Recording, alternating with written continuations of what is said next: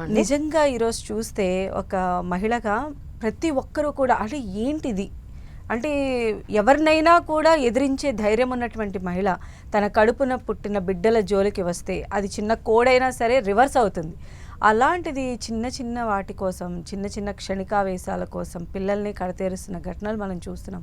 So first of all అసలు సొసైటీలో జరుగుతున్న ఈ క్రైమ్కి సంబంధించి మీరు ఏం చెప్తారండి? సొసైటీలో అండి క్రైమ్ అన్నది రోజు రోజుకి వేళ్ళు ఉనికిపోతుంది. అంటే క్రైమ్, వాయిలెన్స్ అన్నది చాలా జనరలైజ్ చేసేస్తున్నారు. రీజన్స్ అడిగితే రకరకాల రీజన్స్ ఉన్నాయి. అంటే ఎన్నో రోజుల నుంచి, కొన్ని ఇయర్స్ నుంచి, డికేడ్స్ నుంచి, సెంచరీస్ నుంచి వాయిలెన్స్ ఉంది, క్రైమ్ ఉంది. ఇవాళ ఏదో ఇది భూమి మీద కొత్తగా పుట్టింది కాదు. కానీ వావి వరసలు మర్చిపోయి, బాధ్యతలు మర్చిపోయి, తను మాత్రమే ముఖ్యం అనుకుంటూ చేసే నేరాలన్నవి పెరుగుతున్నాయి. ఎందుకు మరి ఈ నేర ప్రవృత్తి పెరుగుతుంది మనుషుల లోపల? ఒకటి స్వార్థం. అంటే ఒక టైంలో సమాజం అంతా నా వాళ్ళు అనుకునేవాళ్ళు, తర్వాత ఊరంతా మా వాళ్ళు, లేదా మా అంటే పక్కింటి వాళ్ళు, బంధువులు, క్లోజ్ అన్న ఇలాంటి ఒక ఇది ఉండేది. రాను రాను ఏమైపోతుందంటే సమాజంలో నేను మాత్రమే, జాయింట్ ఫ్యామిలీ ఉన్నప్పుడు నేను, మా అత్తగారు, మామగారు, మా అమ్మ, నాన్న, అన్నయ్యలు, తమ్ముళ్ళు, ఇదంతా మా ఫ్యామిలీ అన్నట్టు ఉండేది. ఇప్పుడు కొన్ని సంవత్సరాల తర్వాత ఏమైందనంటే ఓన్లీ నేను, నా భర్త, నా పిల్లలు, ఇదే ఫ్యామిలీ, మిగతా వాళ్ళు ఎవరు కాదు. ప్రస్తుతము ఈ 2025కి వచ్చేసరికి పరిస్థితి ఎట్లాగా ఉంది అంటే నేను మాత్రమే, నేను, నాది, నా హస్బెండ్ కానీ, నా పిల్లలు కానీ, నా వైఫ్ కానీ, ఇది కూడా వేరేనే. నేను అన్నది మరి నేను ఒక్కదాన్ని మాత్రమే అన్న ఒక ఆలోచన విధానం అన్నది ప్రతి ఒక్కళ్ళ లోపల వేళ్ళు ఉనుకుపోయింది. నా సంతోషం, నా ఇష్టం, నా కోరికలు, నేను, ఇది వచ్చేసింది అనమాట. అంటే మీరు అన్నట్టు తల్లి అని అంటే పిల్లలకి ఒక సేఫ్ జోన్ ఉండేది ఒక టైంలో. అప్పుడు తల్లి అనే మనిషి, అంటే తల్లి అనే క్యారెక్టర్ ఎలా ఉండేదంటే తన ఇష్టాలని, తన కోరికల్ని, వాటన్నిటిని పిల్లల కోసం త్యాగం చేసేవాళ్ళు. తండ్రి తన పొజిషన్లో కూడా అలాగే ఉండేవాడు. అంటే తల్లి చేసే త్యాగాలు వేరు, తండ్రి చేసే త్యాగాలు వేరు, ఎవరిది రోల్ వాళ్ళదే. కానీ ఇద్దరూ కూడా పిల్లలే తమ ప్రపంచంగా, ఫ్యామిలీనే వాళ్ళ ఒక ఫైనల్ డెస్టినేషన్ అన్నట్టు వాళ్ళు ఉండేవాళ్ళు అనమాట. కానీ రాను ఇవాళ నేను మాత్రమే సంతోషంగా ఉండాలి. అంటే బేసికలీ మనం చూస్తుంటాం ఇప్పుడు పిల్లలు పుట్టగానే నైట్ అంతా ఏడుస్తారు. అది ఆటోమేటికలీ ఓ 4-5 years వచ్చే వరకు వాళ్ళు మన లైఫ్ స్టైల్ని డిస్టర్బ్ చేస్తారు. వాళ్ళ కోసం మన ఇష్టాలు త్యాగం చేయాల్సి వస్తుంది. మన ఇంట్రెస్ట్లు, మన ప్లెజర్స్. ఇప్పుడు నాకు సినిమాకి వెళ్ళటం అంటే ఇష్టం అనుకోండి, చిన్నపిల్లలు తీసుకుని వెళ్ళలేను కదా. అట్లీస్ట్ ఒక 2 years వచ్చే వరకు, అంటే వాళ్ళు వేరే వాళ్ళ దగ్గర కంఫర్టబుల్గా ఉండే వరకు నేను నా ఇంట్రెస్ట్ని వదిలిపెట్టాల్సి వస్తుంది, లేదా ఓటీటీలోనో టీవీలోనో చూసుకోవాలి. I can't go to the theatre. ఇటువంటివి చిన్న చిన్న త్యాగాలే చాలామందికి వాళ్ళ నా స్వతంత్రానికి అడ్డుగా కనిపిస్తుంది. మామూలుగా అయితే ఇప్పుడు మనం ఏమనుకోవాలి, మన పిల్లల కోసం మనం చేసేది పెద్ద త్యాగం కాదు, నేనేదో నా స్వతంత్రాన్ని కోల్పోవట్లేదు, అది నా బాధ్యత. అండ్ రీసెంట్గా నేను ఒక రీల్ చూసానండి. అంటే రీల్లో అమృత మాట్లాడుతూ ఉంది. మనం చూస్తున్నాం ప్రణయ్ అమృత ఇష్యూ కొన్ని ఇయర్స్ నుంచి మనం ఫాలో అవుతున్నాం. పిల్లల్ని ఎవరు కూడా ఒక బాధ్యతలాగా కని పెంచరండి, వాళ్ళు ఎంజాయ్ చేస్తారు, వీళ్ళు పుట్టేస్తారు అనింది. కానీ అది నిజం అంటారా? అంటే do every parent think the same way?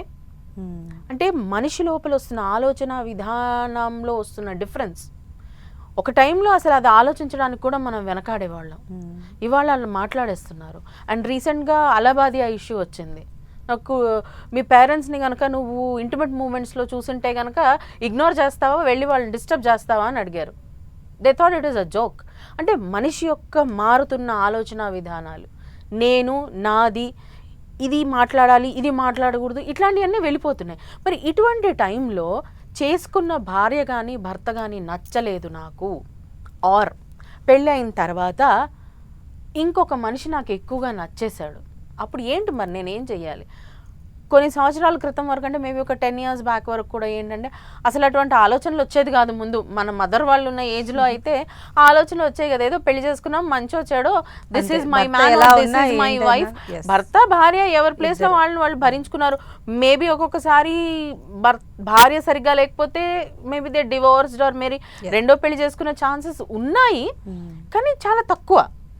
కానీ మెల్లిమెల్లిగా ఏమైంది అని అంటే నాకు నచ్చలేదు, అసలు నచ్చలేదు అని ముందు జనరేషన్ చెప్పేవాళ్ళు కదా, దాని తర్వాత నాకు నచ్చలేదు అని చెప్పడం స్టార్ట్ అయింది.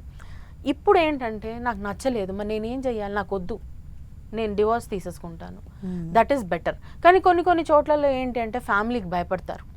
ఇప్పుడు కొంచెం ఫైనాన్షియల్లీ వెల్ ఎస్టాబ్లిష్ ఉన్న వాళ్ళలో ఏంటి అంటే ఫ్యామిలీ అంటే పెద్ద భయం ఉంది, నేను డివోర్స్ తీసుకుంటాను, నాకు నచ్చట్లేదు, see you and me are not gelling together. మనం చూస్తుంటాం movie stars, celebrities, see we're not going well with each other, so let's part our ways అని చాలా ఫ్రెండ్లీగా వాళ్ళు విడిపోతారు.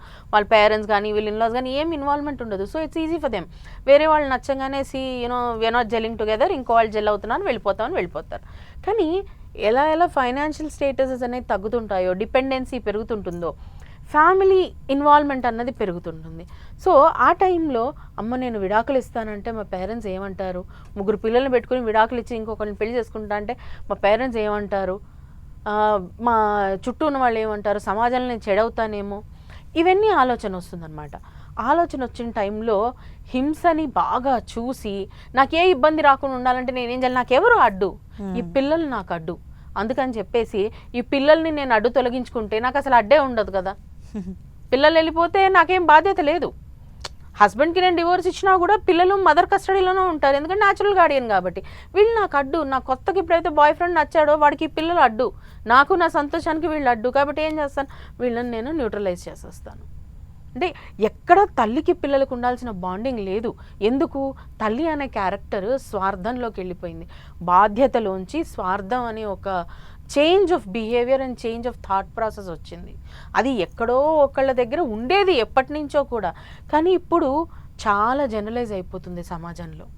అండ్ అటువంటి ఆలోచన విధానం అన్నది సమాజానికి పట్టిన చీడపురుగు లాంటిది. అది ఇప్పుడిప్పుడే పైకొస్తున్న తరుణంలో దాన్ని మనం హ్యాండిల్ చేయలేదనుకోండి, ఇట్లాంటి వాళ్ళని కఠినంగా శిక్షించి దీని గురించిన అవేర్నెస్ మనం కల్పించకపోతే గనక మన సమాజంలో చీడపురుగులాగా ఈ ఆలోచన విధానం తయారయ్యి అసలు ఒక ఫ్యామిలీ, సొసైటీ, కల్చర్ అన్న దానికి ఎక్కడ ప్లేస్ లేకుండా తయారైపోతుంది. మనిషి అన్నవాడు అసలు మనిషేనా అన్న క్వశ్చన్ వేసుకోవాల్సిన అవసరం రాదు. ప్రతి వాళ్ళు నరరూప రాక్షసుల్లాగా తయారైపోతారు. అసలు కొన్ని సంవత్సరాల కింద ఈ మధ్యన చాలా చూస్తున్నాం మనం, పేరెంట్స్ పిల్లల్ని చంపేయడం అన్నది. అది మామూలుగా ఏదో ఫైనాన్షియల్ ఇష్యూస్ వచ్చో అట్లా చాలా ముందు నుంచి చూస్తున్నాం, కానీ వాళ్ళ ఆనందాల కోసం, వాళ్ళ ఫ్యామిలీ అటాక్ చేయడం, వాళ్ళు చంపేయడం అనేవి అవి చాలా చూసాం. కానీ తమ తల్లిదండ్రులే తమ పిల్లల్ని ఫైనాన్షియల్గా మాకు అప్పులు ఉన్నాయి, మేము చనిపోతే పిల్లలు ఎలా బతుకుతారని చంపిన వాళ్ళని చూసాం మనం. But that is a different issue. ఎట్లా బతుకుతారో అక్కడ కూడా పిల్లల మీద కన్సర్న్ కనిపించింది మనకు. కానీ ఇక్కడ నేను, నా స్వార్థం, నా సంతోషం, నా ఆనందం. మొన్న కూడా చూసాం మనం, పిల్లలు అకాడమిక్గా బాగా అచీవ్ చేయట్లేదని చెప్పేసి వాళ్ళు బకెట్లో ముంచి చంపేశారు. చాలా పిల్లలు అచీవ్ 10 సంవత్సరాల పిల్లలు ఏం అచీవ్ చేస్తారండి లైఫ్లో? అంటే ఇక్కడ మన ఆలోచన విధానంలో వస్తున్న మార్పులు, ఓవర్ థింకింగ్, ప్రతిదాన్ని ఎక్కువగా ఆలోచించేయటం, అండ్ ప్రతిదాన్ని కూడా ఓన్లీ మన దృష్టితోనే చూడటం, వేరే వాళ్ళ దృష్టికోణంలోంచి చూడకపోవటం, ఇవన్నీ మనుషుల ఆలోచన ధోరణిలో వస్తున్న మార్పులు. యాజ్ అ సైకాలజిస్ట్ నేను వీళ్ళందరినీ పేషెంట్స్ అని అంటాను. These are all psychologically ill patients. వాళ్ళందరికీ they want counselling and treatment, a systematic treatment. అప్పుడు కానీ మనం ఈ సమాజాన్ని కాపాడగలుగుతాం. లేకపోతే ఇటువంటి ఆలోచన విధానం అనేది ఒకళ్ళ నుంచి ఒకళ్ళకి స్ప్రెడ్ అయిపోయి పిల్లలంటే కేర్ లేని పేరెంట్స్ అంటే కేర్ లేని పిల్లలు, అసలు ఫ్యామిలీ అంటే ఒక డిటాచ్మెంట్, ఫ్యామిలీ అంటే అసలు ఒక అర్థమే లేదు, అసలు దీనికి విలువే లేదు అనుకునే ఒక సమాజం తయారైపోతుంది అనమాట. అప్పుడు మనం ఏదైతే అమెరికాలో చూసి, అమెరికాలో ఇట్లా అయిందంట, అక్కడ వాళ్ళు చంపేసుకుంటున్నారంట, అది ఇంకా మనం అమెరికాకి వెళ్ళాల్సిన అవసరం లేదు. India will become one more America. అంటే మనం అమెరికాని చూసి ప్రతిసారి అబ్బా వాట్ యూనో డెవలప్డ్ కంట్రీ అనుకునే వాళ్ళం, డెవలప్మెంట్ తెచ్చుకుందాం అనుకొని దాని వెంట ఇట్లాంటి ఆలోచన విధానాలని కూడా మనం ఇంపోర్ట్ చేసుకుంటున్నాము.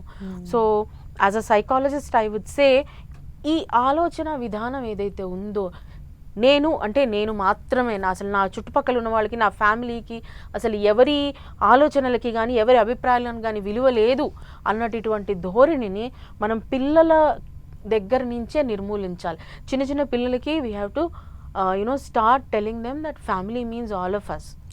ఓకే, ఒక ఫ్యామిలీలో పెద్దవాళ్ళకి ఎట్లా మర్యాద ఇవ్వాలా, పక్కన ఉన్న వాళ్ళకి ఎట్లా మర్యాద ఇవ్వాలా, మన తోటి అంటే సిబ్లింగ్స్తోని కానివ్వండి లేదా కజిన్స్తోని కానివ్వండి ఎట్లా ఉండాలి, నీకు మాత్రమే ఉండాలి. మనం చాలామంది పేరెంట్స్ని చూస్తుంటాం, నీ బొమ్మలు నువ్వే ఆడుకో, పక్కాళ్ళకి ఇవ్వకు, వాళ్ళు పగలగొడతారు. అటువంటి విధానం అలవాటు చేయకుండా మనది అందరం కలిసి ఆడుకోవాలి, అందరూ దాన్ని జాగ్రత్తగా పెట్టుకోవాలి అన్న విధానం అలవాటు చేసినప్పుడు ఇటువంటి ప్రాబ్లమ్స్ని మనం గ్రాస్ రూట్ నుంచి నిర్మూలించగలుగుతాం. అయితే